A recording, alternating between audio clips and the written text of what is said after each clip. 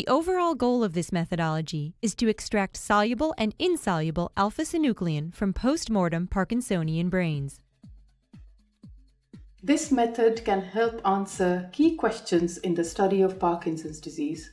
The main advantage of this technique is that it is a relatively straightforward technique using common laboratory reagents and instruments.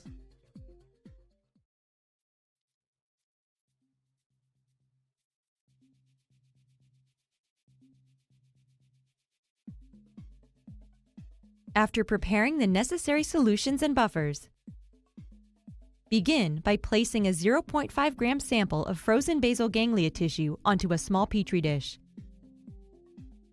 Use a sterile scalpel blade to rapidly mince into 1 mm square fragments. Collect the minced tissue into a 15 milliliter tube and add 10 volumes of ice-cold 1x TBS to the tube. Homogenize the samples using a mechanical homogenizer at 20,000 RPM for 10 seconds. Then cool on ice for 2 minutes. Repeat the homogenization 3 times, cooling on ice each time.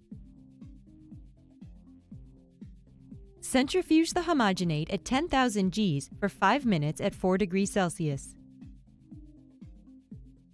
Transfer the crude homogenate supernatant to polycarbonate centrifuge tubes and centrifuge at 100,000 Gs for 1 hour at 4 degrees Celsius. Transfer the supernatant to cooled tubes on ice.